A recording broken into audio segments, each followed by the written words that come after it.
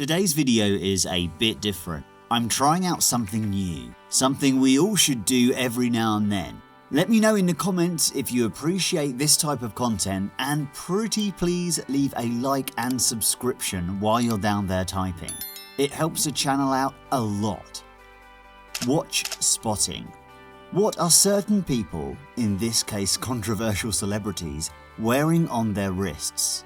Hang on to the end to find out what the richest guy in the world is orbiting around his wrist. Let's go.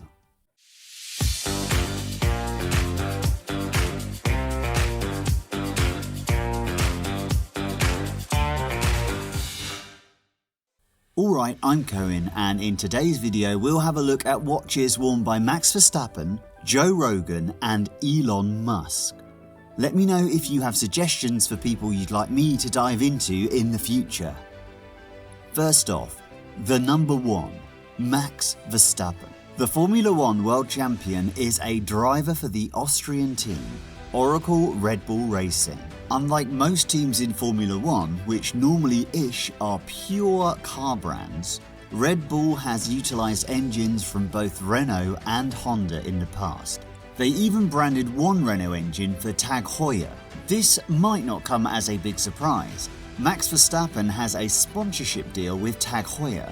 There are mixed opinions about Tag Heuer within the community, but nobody can disagree that Tag Heuer belongs on the racetrack. Besides, one of the most iconic watches out there is the Tag Heuer Monaco, a watch Verstappen is frequently seen using, including during the first 10 minutes of the first episode of Season 5 of Drive to Survive. During holidays and vacations, Verstappen has also been observed using a particular other iconic racing model, the Rolex Daytona. Second, the great podcast host from the world's biggest podcast, the Joe Rogan Experience, Joe Rogan himself.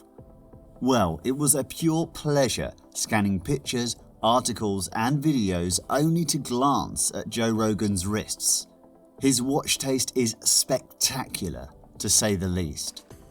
I've come to a point where the first thing I notice on people is their choice of wristwatch, especially on celebrities. I feel we're able to pinpoint whether a person is a genuine watch enthusiast by the choice of his or her watch. And further down the line, it can give us an assumption of parts of their personality. Are they perhaps adventurous? Or maybe into history? Or James Bond? As a counterpart, take Andrew Tate as an example. He acquires the biggest, blingiest and most expensive watches available. And then you have people like Joe Rogan, observed rocking G-Shocks, Omegas, Panerai, as well as the mandatory Rolex models. Pure class. I'll share a link in the description of Joe Rogan talking about watch collecting. It's an interesting video. By the way, a tiny digression. Rolex Submariner might be one of the most iconic watches out there, and it's beautiful too.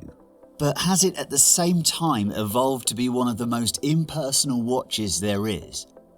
I mean, if you spot a wealthy person wearing it, it wouldn't tell you much about their personality. A choice of Blancpain, IWC or Panerai on the other hand. Anyway, final one.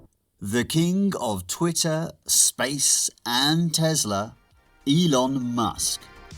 Well, Elon Musk doesn't seem to give a beep, and that's kind of cool. His mind is literally out of this world. He doesn't care about watches, at least not from what I managed to find out during my research for this video. Quick Google searches will show you that he's spotted wearing Omega Seamaster Aquaterra models and other Seamaster models. But what if, hang on with me on this one. Elon Musk holds his cards quite close to his chest, right?